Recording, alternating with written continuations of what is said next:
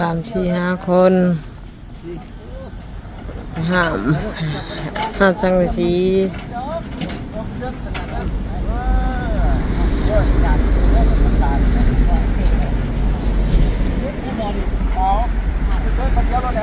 แผ่นหนึ่งหรือว่าเธอละแผ่นฮะแผ่นเดียวกันยังนักเนาะ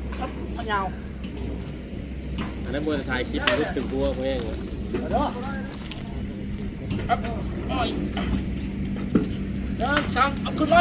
ปึ๊บโอ้เรียบร้อย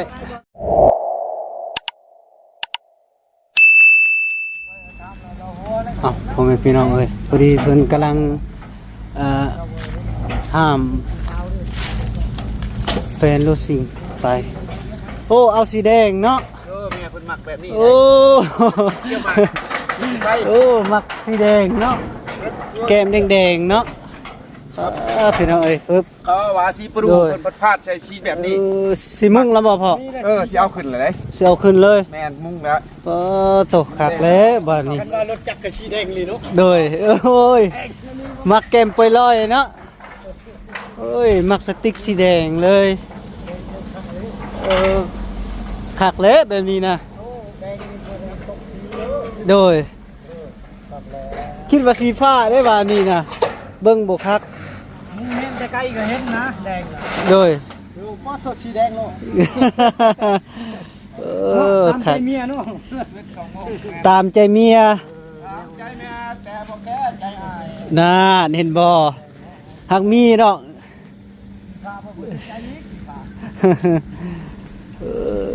ใกล้ๆสิภาพแล้วใจอยากได้สีฟ้าบ่พอแต่คัดใจเมียบ่ได้เนาะก็เลยเอาสีแดงซะสีแดงเลยกวนหน้าสีผ้าเลยกวนตีนนี่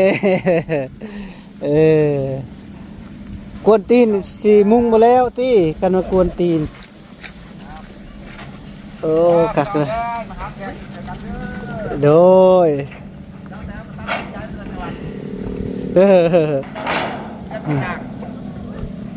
น้องแต้วบ่น่ะมาพี่ใส่แน่บ้านหนึ่งมาซุกมาพี่ก็แน่ใส่แน่บ้านหนึ่งอ่ะไปเลยแกน้องไปเลย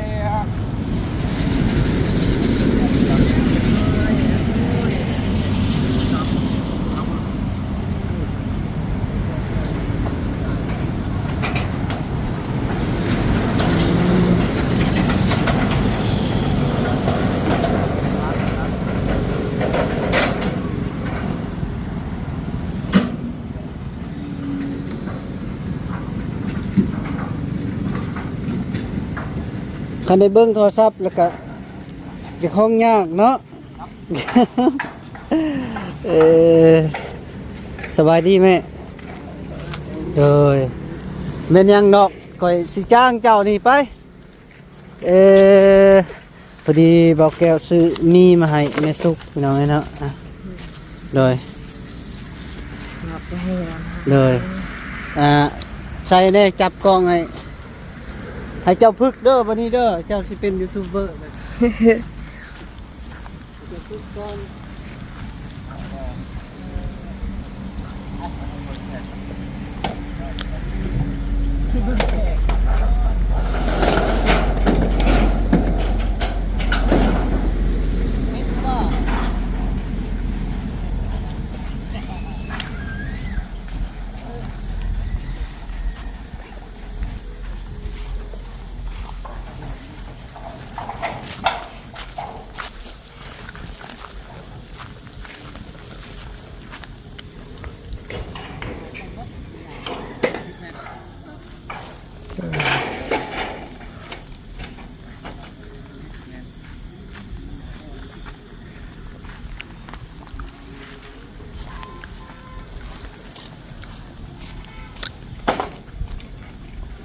3-4-5 คน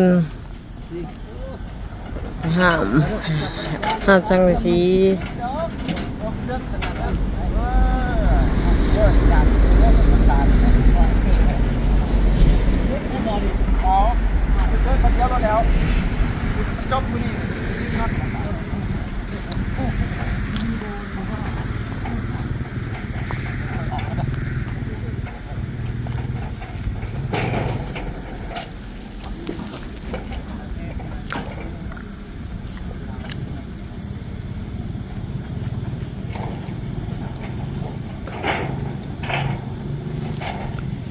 เป็นยังไงมือกล้องแจ้งอยู่บ่โอเคเดี๋ยวเอาฮึบมานี่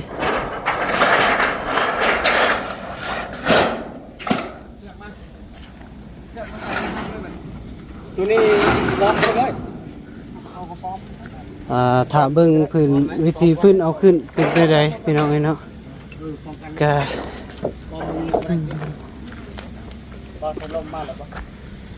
เราเมื่อแล้วสบายดีเด้อโอ้ยเห็นหน้าตัวจริงบัดนี้ตัวเป็นเลยพี่น้องเอ้ยเนาะแล้วก็มาแต่ตลาดไปเสียอันข้าวไฟฟ้าข้าวตัด ไปเสียเสาไฟฟ้าอยู่ไส ดูอองการ ไฟฟ้าเจ้าถึกตัดบ่ โดย เงินไทยนี่แหละ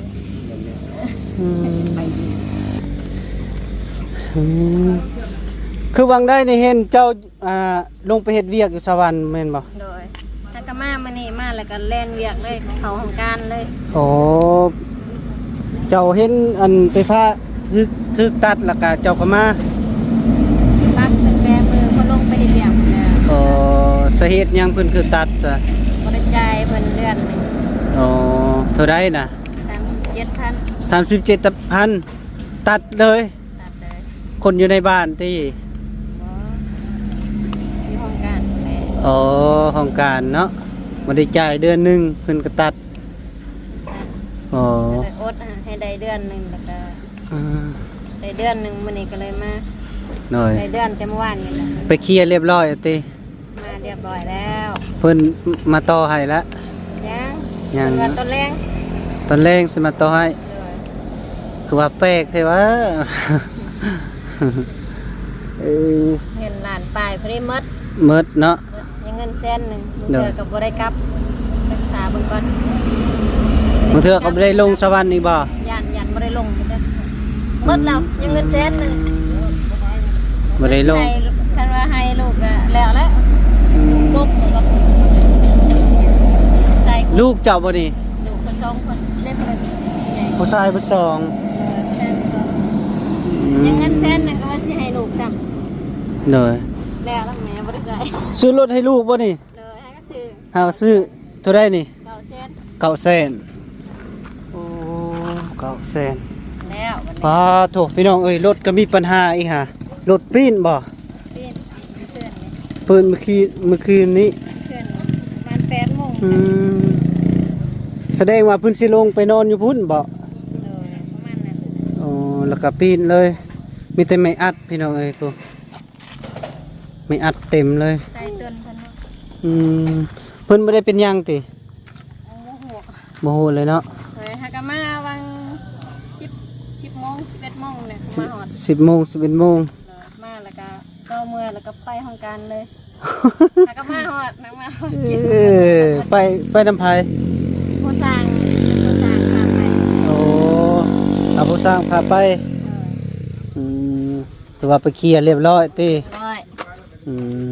โอ คัน เค ว่าไปเดือนหน้าเนี่ยเพิ่นว่าประมาณ2 ล้านคันเขาไปเดือนหน้า ฮะ คั เพิ่ น นว่าประมาณ2 ล้านพุ่นแหละ คันจะไปอีก คันว่าเดือนนี้เขาบ่ได้ไปเขาไปเดือนหน้า2 ล้าน โอ้ คันว่าประมาณ2 ล้านหรือ2 ล้านไปเนี่ย เดือนนี้ได้เท่าไรซะ เดือนนี้จ่ายแล้ว เท่าไรรวมทั้งหมด ประมาณ350,000 350ยังขายอยู่เนาะพอเนาะ แม่น เจ้าติบไปไกลเกลีย แม่นไกลเกลี่ยแต่ว่าเสียตอบแทนคืนหันกับขามาต่อหัน250,000 200,000 2,000 บัดนี้เลยเพิ่นเชียร์ลงหน้าอีกแสนหนึงพอดีตกอยู่300,000ไป 300,000ปลายเนาะโอ้ยังว่าไข่อยู่เนาะยังมาแก้ไขได้เนาะ ไปนะขอบใจ โดยจักปีในลูกจัง วันที่29เดือนหน้านี้4 ปี 4 ปีอืม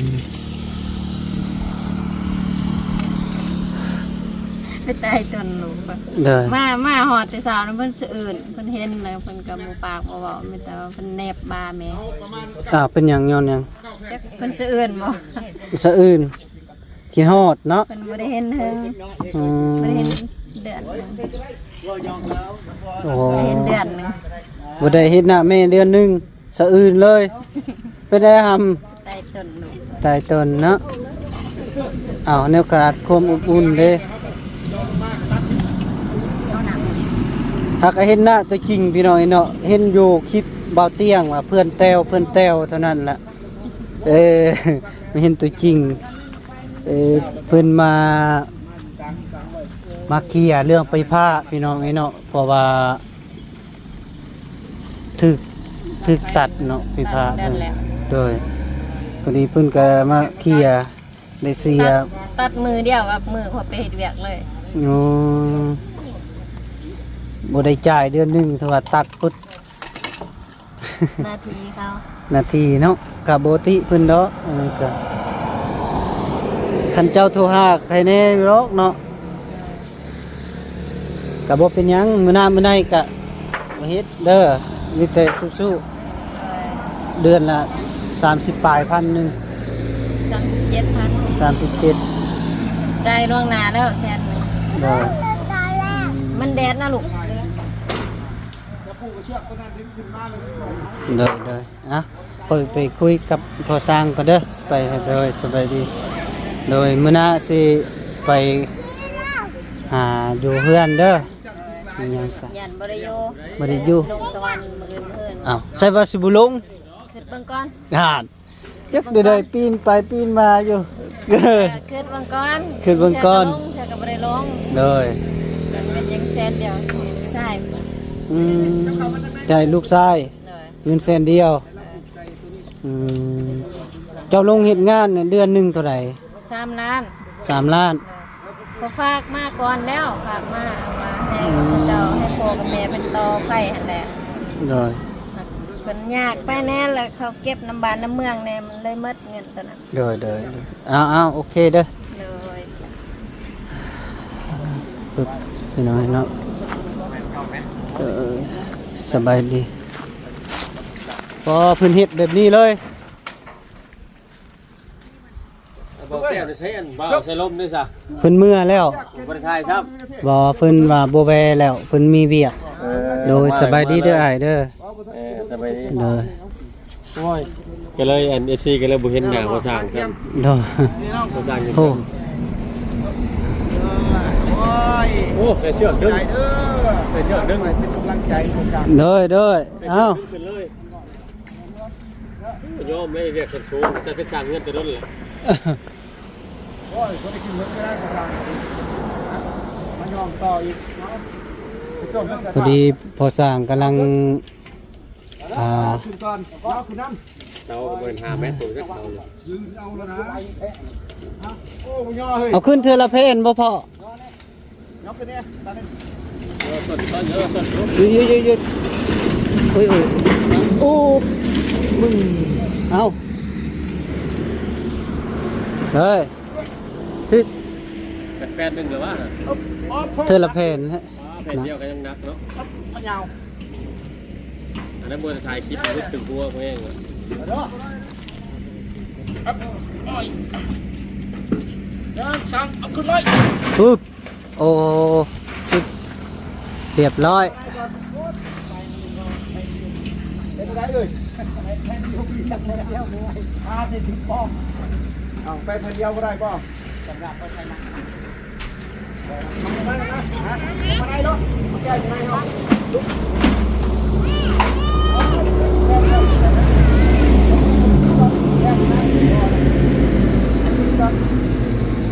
เดี๋ยวเขาจะแก้ก่อน บ่สั่งเรือนงามเลยเด้อ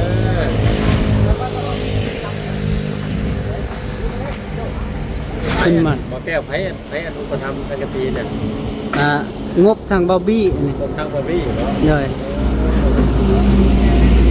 ทางผู้ใหญ่ใจบุญเขาจะประกอบส่วนให้เราสร้างเนาะ แม่นแหละ ภาษา แก้เจ้าอยู่แล้วก็แก้รถบ่ย่านดอก แม่ของน้ำมันมาบ่ได้แล้วล่ะ เรียบร้อย ของน้ำภาษา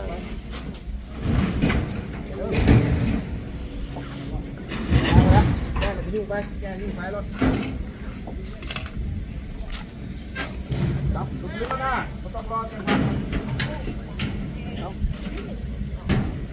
แก้รถจังฮะโอ้ย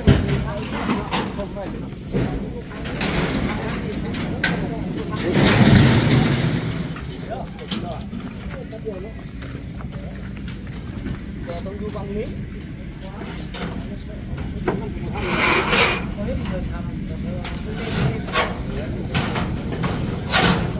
หมดเลย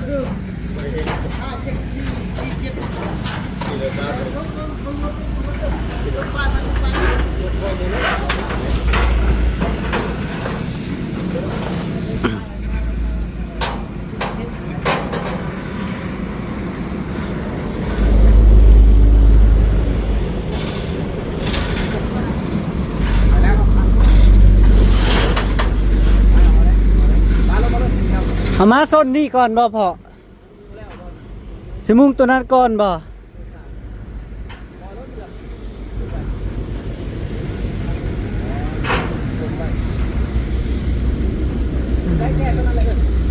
บ่แม่นเรื่องง่ายพี่น้องไอ้เนาะเพราะเพื่อสิได้เฮือนซานความลำบากเฮ็ดทุกวิธีโพ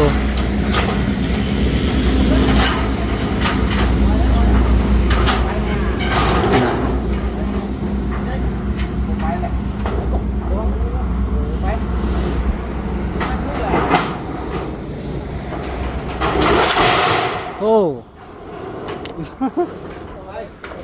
จวดมานี่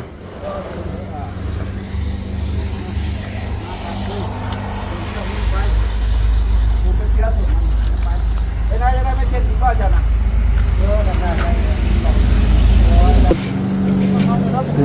กำลังขึ้นแล้วพี่น้องฮึบ โลหักพันลุ่มข่อยประดับมือมันออก ฮึบ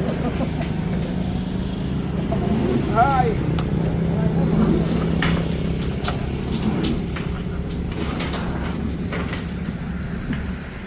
ขับไปเลย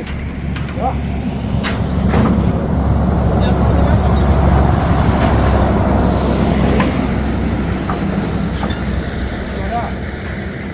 เอาบัตรรถได้ป่ะ ฮึบเรียบร้อยพี่น้องเอาพอมีพี่น้องเนาะพอดีคลิปเบาแก้วกับอำลาก่อนเด้อพี่น้องเด้อเบาแก้วกับสิกอโตเดินทางแล้วพี่น้องเนาะเพราะว่าเบาแก้วก็สิเมื่อไกลแล้วก็สิได้กลับก่อนพี่น้องเนาะเอาขออยู่ดีมีแห้งสุขภาพแข็งแรงให้เจ็บให้จนอากาศจะชนเด้อพอมีพี่น้องประสบทุกคนพอดีเบาแก้วมาก็ได้เจอได้เฮ็ดเบียกซอยเขาสร้างเล็กๆน้อยๆหัวกับใจเด้อบ๊ายบาย